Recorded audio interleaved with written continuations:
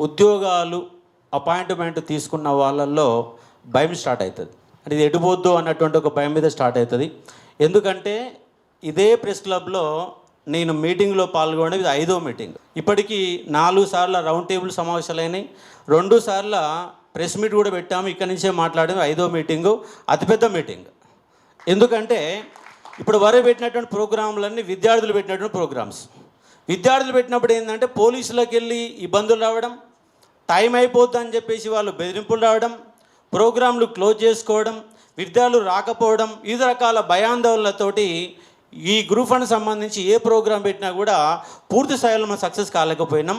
కానీ ఇవాళ ఈ ప్రోగ్రాం ద్వారా అపాయింట్మెంట్ ఆర్డర్లు అందుకున్న వాళ్ళందరిలో భయం స్టార్ట్ అవుతుంది.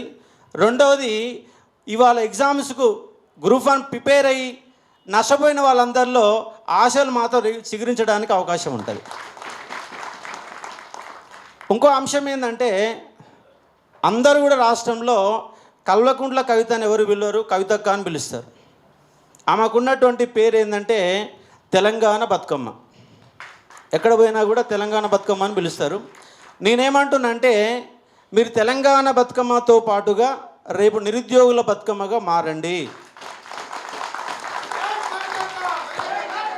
ఎందుకంటున్నామంటే వాళ్ళ నిరుద్యోగులు అనేవాళ్ళు మేము స్ట్రీట్ ఫైట్ చేయగలుగుతాం, లీగల్ ఫైట్ చేయలేకపోతున్నాం. లీగల్ ఫైట్ ఎందుకు చేయలేకపోతున్నాం అంటే మా దగ్గర డబ్బులు లేవు. ఒక విద్యార్థి ఎంత ఇస్తాడు? ఒక 500 ఇస్తాడు, 5000 ఇస్తాడు, 10,000 ఇస్తారు, ఎంప్లాయీస్ అయితే 20,000 ఇస్తారు.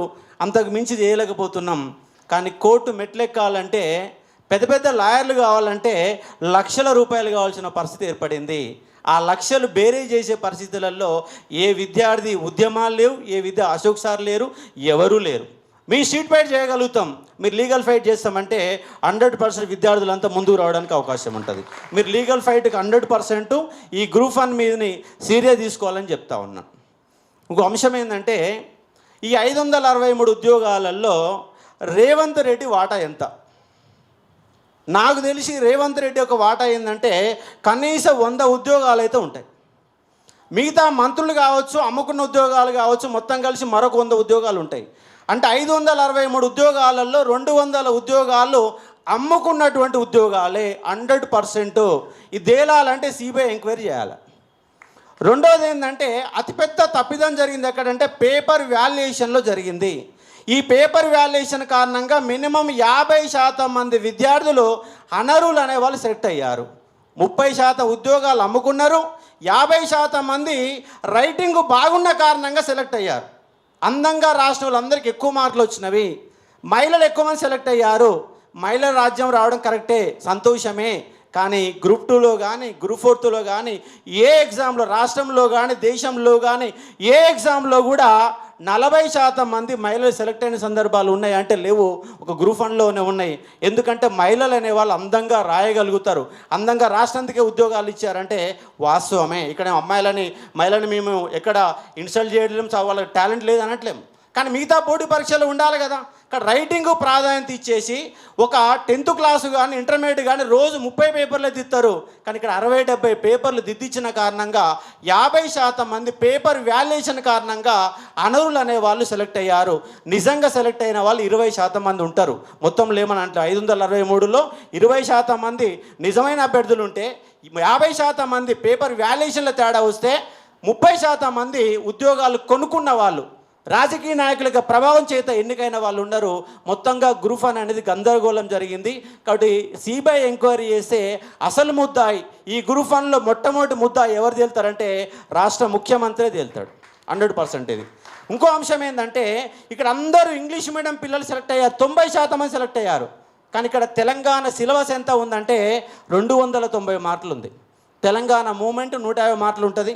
దానికి ఎక్కడ ఇంగ్లీష్ మీడియంలో పుస్తకాలు లేవు, ఓన్లీ తెలుగు మీడియమే ప్రధానమైన ఆధారం, ఇంగ్లీష్ మీడియం మొత్తం కూడా. తెలంగాణ హిస్టరీ కూడా ఇంగ్లీష్ మీడియంలో పుస్తకాలు లేవు, తెలంగాణ ఎకానమీ ఇంగ్లీష్ మీడియంలో పుస్తకాలు లేవు, 10 మార్కులు ఉన్నటువంటి తెలంగాణ సోషాలజీకి ఇంగ్లీష్ మీడియంలో పుస్తకాలు లేవు, 30 మార్కులున్న తెలంగాణ జాగ్రఫీకి ఇంగ్లీష్ మీడియం పుస్తకాలు లేవు. మొత్తంగా 290 మార్కులు ఓన్లీ ఫర్ 900 మార్కులలో 290 మార్కులు కంప్లీట్గా తెలంగాణ బేస్డ్లో ఉన్నటువంటి సిలబసు. దానికి ఎక్కడ ఇంగ్లీష్ మీడియంలో మెటీరియల్ లేదు. తెలుగు మీడియంకి వెళ్ళి నువ్వు ఇంగ్లీష్లో మార్చుకొని చెప్పడమే. నేను తెలంగాణ మూమెంట్ పాడని చెప్తా, తెలంగాణ హిస్టరీ చెప్తా, ఇండియన్ చెప్తా. కానీ ఎక్కువ మంది నా దగ్గర కోచింగ్ తీసుకున్న వాళ్ళు ఇంగ్లీష్ మీడియం వాళ్ళు తీసుకున్నారు. కానీ నేను ఇంగ్లీష్ మీడియంలో పాఠం చెప్పాలి, ఎందుకంటే ఇంగ్లీష్ నాకు ఫ్లూయెన్సీ లేదు. ఫ్లూయెన్సీ లేని కారణంగా తెలుగు మీడియంలో చెప్పిన. కానీ నా దగ్గర కోచింగ్ తీసుకున్న వాళ్ళు ఎవరు? ఇంగ్లీష్ మీడియం వాళ్ళు. గమ్మత్ ఏంటంటే తెలుగు మీడియంలో క్లాసుని తెలుగు మీడియంలో రాసినవాడికి ఏమో 47 మార్కులు వచ్చినాయి. తెలుగు మీడియంలో క్లాసుని ఇంగ్లీష్ మీడియంలో రాసినవాడికి 88 మార్కులు వచ్చినాయి. నా స్టూడెంట్స్ ఉన్నారు. దీంట్లో 563లో సెలెక్ట్ అయిన వాళ్ళు ఇంగ్లీష్ మీడియం స్టూడెంట్స్, నా స్టూడెంట్స్. కానీ ఇంగ్లీష్ని పాఠం చెప్పాలి, తెలుగులో చెప్పిన. తెలుగులోని ఇంగ్లీష్ రాస్తే ఎక్కువ మార్కులు వస్తాయి, తెలుగులో తెలుగు రాస్తే తక్కువ మార్కులు వస్తాయి. మొత్తంగా ఈ 31,000 మందిలో రాసిన వాళ్ళు 21,000 మంది, 10,000 మంది ఆబ్సెంటీస్ ఉన్నారు. ఆ 10,000 మంది ఆబ్సెంటీస్ కూడా ఎక్కువ ఎవరున్నారు? తెలుగు మీడియం వాళ్ళు ఆబ్సెంటీస్ ఎక్కువ ఉన్నారు. ఎందుకంటే 3 సార్లు రాసిరు, 2వ సారి రాసిరు, 3వ సారి రాసేసరికి ఎకనామికల్ ప్రాబ్లమ్స్ కారణంగా వాళ్ళు రాయలేకపోయారు. 21,000 మందిలో కూడా 40% మంది తెలుగు మీడియం వాళ్ళే. నిజంగా 31,000 మంది కనుక మెయిన్స్ ఎగ్జామ్ రాసి ఉంటే వాళ్ళు తెలుగు మీడియం వాళ్ళు 70% ఉండేవాళ్ళు, 30% ఇంగ్లీష్ మీడియం వాళ్ళు ఉండేవాళ్ళు. కానీ 90% మంది ఇంగ్లీష్ మీడియం వాళ్ళు సెలెక్ట్ అయిన అంశం ఇక్కడ కనబడుతుంది. ఇంకో అంశం ఏంటంటే ఇక్కడ నాన్ లోకల్ సంబంధించి 8 మంది సెలెక్ట్ అయ్యారని చెప్పేసి డాటా ఇక్కడ మనకు లభిస్తుంది.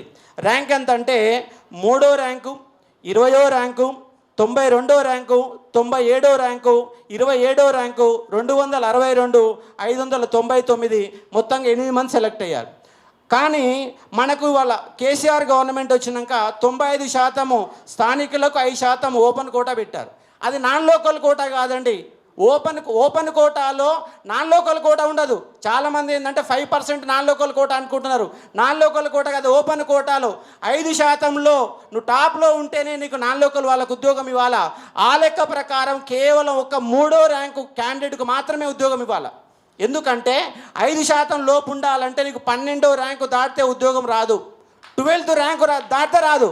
కానీ ఇక్కడ 20వ ర్యాంకు, 92, 37 ఇవన్నీ కూడా ఒక్కటి కూడా రాదు. ఇక్కడ ఎస్సీ కోటాలు ఇచ్చారు. అసలు మనకు 5%లో SC quota, BC quota, EWS quota ఏ కోట ఉండదు, ఓన్లీ ఫర్ ఓపెన్ కోటే. ఉమెన్స్ కోట కూడా ఉండదు. దట్ ఈస్ ద కాన్స్టిట్యూషన్ అనుకున్నటువంటి ఈ యొక్క రిజర్వేషన్ సిస్టమ్ చెప్తుంది. మల్టీ జోన్ 1, మల్టీ జోన్ 2 ప్రకారం ఇవ్వాలా. మల్టీ జోన్ 1 తెలంగాణ వాడు, మల్టీ జోన్ 2లో కూడా నాన్ లోకల్ అవుతారు. అలాంటి సందర్భం ఉన్నది. కానీ ఇక్కడ ఈ విధంగా ర్యాంకులు ఎట్లు ఇచ్చారో కూడా అర్థం కాని ఒక పరిస్థితి. కాబట్టి అర్థం చేసుకునే ఒక ప్రయత్నం చేయవచ్చు. కానీ ఇక్కడ డబుల్ హాల్ టికెట్ కావచ్చు, అన్నీ చెప్పారు, అన్ని సబ్జెక్టులు చెప్పారు. కాబట్టి మళ్ళీ అవన్నీ రిపీట్ చేయడం అనేది కరెక్ట్ కాదు. కాబట్టి ఇక్కడ రాజకీయంగా మొత్తంగా ఉద్యోగాలు అమ్ముకున్నటువంటి సందర్భం మనకు కనబడతా ఉంది. కంపల్సరీ దీనిపైన 100% సిబిఐ ఎంక్వైరీ చేయాలా. కోర్టు పరంగా తెలంగాణ జాగృతి, మేము అన్నిటికీ రెడీగా ఉన్నాము అని చెప్పేసి వేదిక ద్వారా ఫైనల్గా అక్కని చెప్పాల్సిందిగా మేము కోరుతా ఉన్నాం. కంపల్సరీ, ఎందుకంటే మాకు భరోసా ఇవ్వాలి. ఎందుకంటే ఇక్కడ చాలామంది నిరుద్యోగులు దాకా వచ్చినాం. మీరు రేపు కంపల్సరీ గ్రూప్ 1 అయిపోయే వరకు మా ఇంట నడవాలి. నాట్ ఓన్లీ గ్రూప్ 1 కాదు, ఇవాళ తెలంగాణలో 60 లక్షల మంది నిరుద్యోగులు ఉన్నారు. 30 లక్షల మంది తెలంగాణ పబ్లిక్ సర్వీస్ కమిషన్ దగ్గర పేర్లు నమోదు చేసుకున్నారు. పేర్లు నమోదు చేసుకున్న వాళ్ళు ఒక 30 లక్షల మంది ఉంటారు. 60 లక్షల మంది మానసిక సంఘర్షణ పడుతున్నారు. ఎందుకంటే ఎంటెక్ చేసిండు, ఉద్యోగం చేస్తే 15,000 రూపాయల జీతం వస్తుంది. వాడు మానసిక సంఘర్షణ చచ్చిపోతున్నాడు. అందుకే గవర్నమెంట్లకు అగ్రికల్చర్ పాలసీ ఉన్నది, అది కేసీఆర్ తీసుకొచ్చారు. ఇవాళ 24 గంటల కరెంట్ వచ్చింది. మనకి ఒకప్పుడు అసలు వడ్లే బండము, మా ఒడ్లు మీ ఒడ్లు మాకు ఇస్తాం, మా బొగ్గు మీకు ఇస్తామని 1956 పెద్ద మనుషుల ఒప్పందంలో రాసుకున్నాం. కానీ వాళ్ళ దేశంలోనే అత్యధిక వరి ఉత్పత్తి చేసే రాష్ట్రం ఏంటంటే తెలంగాణ రాష్ట్రం. మీకు అగ్రికల్చర్ పాలసీ ఎట్లా ఉన్నదో, ఇవాళ రేవంత్ రెడ్డి ఫ్రీ బస్ ఎట్లా పెట్టేసి మహిళా పాలసీ ఎట్లా తీశారో మేము అడుగుతున్నాం. మాకు నిరుద్యోగ పాలసీ కావాలా. రేపు ఎలక్షన్లలో ఖచ్చితంగా రాబోయే ఎలక్షన్లలో నిరుద్యోగ పాలసీ ఉండాలా, ఎడ్యుకేషన్ పాలసీ ఉండాలా. మనకు 1905లో బెంగాల్ విభజన జరిగినప్పుడు దానికంటే ముందే 3,000 సమావేశాలు జరిగినాయి. కాబట్టి నిరుద్యోగులారా, మన సమస్యను మనం పరిష్కరించుకోవాలంటే ఇలాంటి రౌండ్ టేబుల్ సమావేశాలు, సదస్సులు అన్నీ కూడా ఇలాంటి 100ల కొద్ది మీటింగులు జరుగుతూనే ప్రభుత్వాలలో చలనం వస్తుంది. 60 లక్షల మందికి భరోసా కల్పడానికి అవకాశం ఉంది. ఎందుకంటే ప్రతి అగ్రికల్చర్ పాలసీలో ఒక నిరుద్యోగి ఉన్నాడు. ఆ నిరుద్యోగి న్యాయం జరగాలంటే వచ్చే ఎలక్షన్లలో ఏ పార్టీ కానీ ఏ పార్టీ అయినా కూడా మొట్టమొదటి పాలసీ నిరుద్యోగ పాలసీ ఉండాలా. ఎందుకంటే బీటెక్లు చదివి, ఎంటెక్లు చదివి, డిగ్రీలు చేసి, పీజీలు చేసి, పిహెచ్డీలు చేస్తే 20,000 రూపాయలు కూడా జీతం తీసుకునే పరిస్థితులలో నిరుద్యోగులు అనే వాళ్ళు మానసిక సంఘర్షణ పడుతున్నారు. దానికోసమే నేను గత 10 ఏళ్ళుగా కొట్లాడుతున్నా. లాస్ట్ 2022 నుంచి ఇప్పటి వరకు 3 సంవత్సరాల కాలంలో నా మీద ఉన్నటువంటి కేసులు 18 కేసులు. నిన్న ప్రతి నెలకు కనీసం 4-5 సార్లు కోర్టు మెట్లు ఎక్కుతున్నా, అటెండ్ అవుతున్నా, మళ్ళీ వస్తున్నా. ఈ కాంగ్రెస్ గవర్నమెంట్ వచ్చినాక 3 సార్లు అంగర్సైడ్ చేశాను. ఎందుకంటే నిరుద్యోగ సమస్య ఎమ్మటే పరిష్కారం కాకపోవచ్చు, కానీ సమస్య మూలాలు గ్రామీణ ప్రాంతం వరకు తీసుకుపోవాలా, నిరుద్యోగుల కనీసం చైతన్యం తీసుకురావాలన్న ఉద్దేశంతో నేను బలంగా కొట్లాడుతూ ఉన్నాను. కల్వకుంట్ల కవితక్క కూడా నాకు 2011లో నమస్తే తెలంగాణ ఎడిషన్ ఇన్ఛార్జిగా పనిచేసేటప్పుడు అక్కడికి ఎడిషన్కి రావడం జరిగింది. పేపర్ ఎట్లా మొదలవుతుంది, వార్తలు ఎట్లా వస్తాయి, ఎడిటింగ్ ఎట్లా జరుగుతుంది, పేపర్ ప్రింట్ ఎట్లా అవుతుంది, సర్క్యులేషన్ డిపార్ట్మెంట్ ఏంటి, అడ్వర్టైజ్మెంట్స్ డిపార్ట్మెంట్ ఏంటి, అన్ని డిపార్ట్మెంట్ పైన గంట సేపు కూర్చొని నేను చర్చించాను. గుర్తు లేకపోవచ్చు, ఎందుకంటే 14 సంవత్సరాలు అవుతుంది కాబట్టి గుర్తు లేకపోవచ్చు. కాబట్టి మీరు ఒక స్టాండ్ తీసుకున్నారు. నిరుద్యోగులు అనేది పెద్ద సంఖ్య కాబట్టి దానిపైన మీరు ఒక స్టాండ్ తీసుకొని ఒక తీర్మానం చేయండి. దాంతోపాటుగా గ్రూప్ ఫండ్ సంబంధించి ఒక సిబిఐ ఎంక్వైరీ చేయాలా. రేపు డివిజన్ నుంచి ఎట్టి పరిస్థితుల్లోనైనా 563 మందికి అనుకూలంగా తీర్పు వస్తే 100% అట్లే వస్తుంది. దాన్ని మనం కంపల్సరీగా సుప్రీంకోర్టులో ఛాలెంజ్ చేయాలా. సింగిల్ బెంచ్ పోతే మళ్ళీ డివిజన్ బెంచ్లో కూడా ఛాలెంజ్ చేయాలి. సుప్రీంకోర్టు వరకు మినిమం ఇంకొక 6 నెలల వరకు ఈ గ్రూప్ ఫండ్ కేసు అయితే తేలదని నేను భావిస్తూ ఉన్నా. దాని వెంట నిరుద్యోగుల వెంట మీరు నడవాలని, ఖచ్చితంగా ఈ సమావేశం వేదికగా తీర్మానం చేయాలని, లీగల్ టీముకు ఖచ్చితంగా తయారు చేసి మాకు అప్పచెప్పాలని చెప్పేసి ఈ వేదిక ద్వారా మనం కంపల్సరీగా కోరుతా ఉన్నాను. కాబట్టి ఈ ప్రభుత్వం అనేది అసలు ఈ గవర్నమెంటు అసలు మేము కూడా మోసపోయాం. దాంట్లో మొట్టమొదటిసారిగా మోసపోయిన వ్యక్తి ఎవరంటే అశోక్ సార్. ఇష్టం ఉన్నా లేకపోయినా కాంగ్రెస్ పార్టీకి ఓటేయాలని వీడియోలో చెప్పి మహబూబ్నగర్ జిల్లా మొత్తం తిన్నటువంటి వ్యక్తిని నేను చాలాసార్లు మీటింగ్లలో చెప్పాను. కాంగ్రెస్ పార్టీలో మోసపోయిన వ్యక్తి ఎవరంటే అశోక్ సార్ కూడా మోసపోయినాను కాబట్టి నిరుద్యోగుల తరపున మాట్లాడినా కాబట్టి ఈ గవర్నమెంట్ మీద కూడా కొట్లాడడం మొదలుపెట్టిండు. ఒక గ్రూప్ వన్ కేసు విషయంలో నా పైన 3 కేసులు పెట్టారు. మార్చి 11వ తారీఖు రిజల్ట్ పెట్టిన మరుక్షణమే ఉద్యోగాలు అమ్ముకున్న అక్రమాలు జరిగినాయి, పేపర్ వాల్యూ సరిగ్గా జరగలేదని. ఎందుకంటే చాలామంది పేపర్ వాల్యుయేషన్ చేసిన దాంట్లో డిగ్రీ కాలేజ్ లెక్చరర్లంతా నా తోటి మిత్రులే. అక్కడ ఏం జరిగింది, ఎలా జరిగిందని చాలాసార్లు నేను డిస్కషన్ పెట్టుకున్నా కాబట్టి ఎట్లా జరిగిందన్న అంశంపై నాకు అవగాహన ఉంది కాబట్టి నేను మాట్లాడడం జరిగింది. కాబట్టి వేదిక ద్వారా ఈ యొక్క ఇంత పెద్ద ప్రోగ్రామ్ని ఒక రౌండ్ టేబుల్ కాన్ఫరెన్స్ని, అది కూడా హాలు నిండుదనంగా, ఇప్పటి వరకు నిరుద్యోగులకు సంబంధించి ఏ ప్రోగ్రాం పెట్టినా ఈ సగం దాకానే సీట్లు నింతాయి, లాస్ట్ దాకా నిండవు. ఓన్లీ సోషల్ మీడియా మాత్రమే మాకు సపోర్ట్ చేస్తూ ఉంది. మెయిన్ స్ట్రీమ్ ఎక్కడ టీవీ 9 కానీ, ఎన్టీవీ కానీ, V6 కానీ ఏ ఛానల్ కానీ నిరుద్యోగుల సమస్య పైన మాట్లాడలేదు. ఒక ఓన్లీ రాజకీయాలకు మాత్రమే ఇవాళ ప్రధానమైన పత్రికలు కానీ మెయిన్ మీడియాగా రాజకీయాలకే ప్రాధాన్యత ఇస్తుంది కానీ రాష్ట్ర భవిష్యత్తు గురించి, నిరుద్యోగుల అంశాల గురించి, ఎందుకంటే వాళ్ళ హైదరాబాద్ అనేది గుండెకాయ లాంటిది. కానీ హైదరాబాద్లో నా తెలంగాణ బిడ్డలు లేరు. ఇవాళ 70% మంది నాన్ లోకల్సే ఉద్యోగాలు చేస్తారు. 90% మంది ఉన్న 100%లో 90% మంది సాఫ్ట్వేర్ ఉద్యోగులంతా కూడా నాన్ లోకల్సే. తెలంగాణ బిడ్డలు కేవలం 10% మాత్రమే ఉండరు, అంతకంటే ఎక్కువ లేరు. మధ్యస్థంగా చేసే మార్వాడీస్ మొత్తం బిజినెస్ చేస్తున్నారు.